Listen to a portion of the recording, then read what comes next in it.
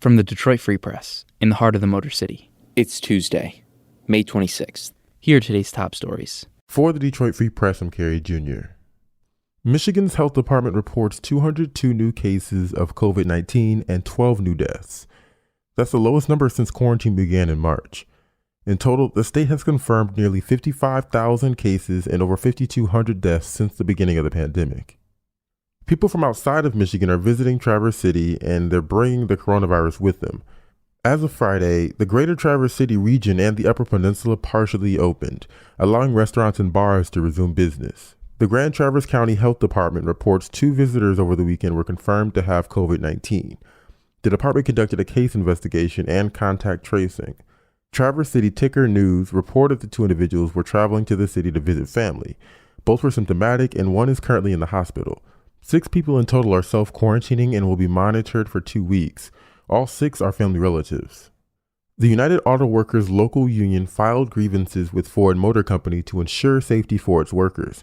According to bargain committeeman Gary Walkowitz, the grievance filed on Tuesday contains 3 demands. First, the union is asking Ford to shut down the Dearborn F-150 plant until all workers are tested for the coronavirus. Next, the union wants 20 additional minutes on breaks because workers can't breathe as easily wearing face masks. And last but not least, the union wants the plant to close for 24 hours if a worker tests positive for COVID-19. The plant halted production Wednesday for a deep clean when a worker tested positive for the virus. And the second worker was confirmed to have COVID-19 on Thursday, but production continued. The infected worker and anyone who may have been exposed were sent home to self-quarantine. Walkwood says he's expecting Ford to respond to the requests sometime this week. The floods in Midland and Sanford in Michigan, coupled with the pandemic, leave school officials at a standstill. Michael Chereau is the superintendent of Midland Public Schools.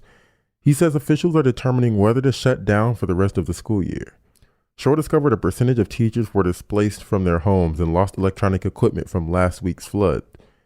Meridian schools in Sanford are using the digital platform Echo for project-based learning during the pandemic. That's according to Tara Meager, principal of Meridian High School.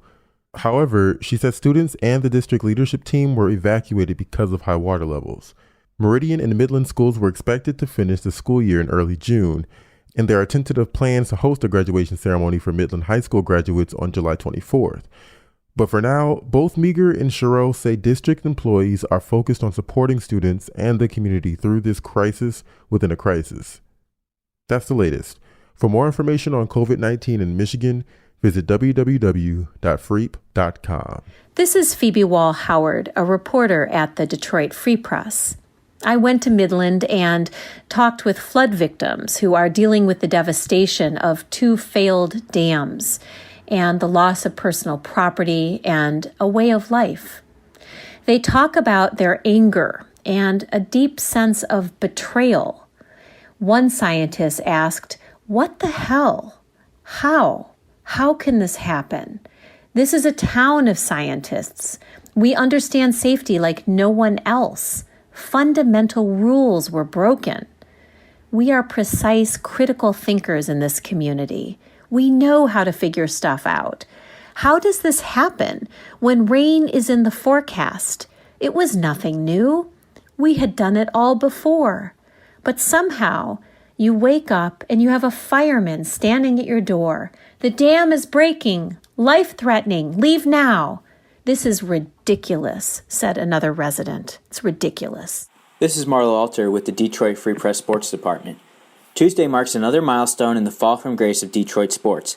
It has now been 1,500 days since any of the city's core 4 pro teams last won a playoff game, and the outlook is bleak with all 4 franchises, the Lions, Tigers, Red Wings, and Pistons, at some stage of a rebuild.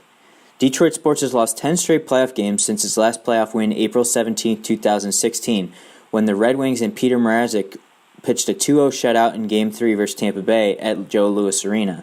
The Wings lost the next 2 games and the series and haven't been to the playoffs since. The Pistons were swept as an 8th seed in 2016 and 2019 and on an NBA record 14-game playoff losing streak dating to 2008. The Lions last made the playoffs during the 2016 season, losing to Seattle. We know their history. They've been rebuilding for more than 60 years, with 1 playoff win since 1957. The Tigers haven't been to the postseason since 2014, swept by Baltimore, but the city's last playoff series win came by way of the Tigers in the 2013 ALDS over Oakland. This past year was brutal for Detroit sports. The Tigers and Red Wings both finished with the worst record in their respective leagues. The Lions were third worst and the Pistons were fifth worst.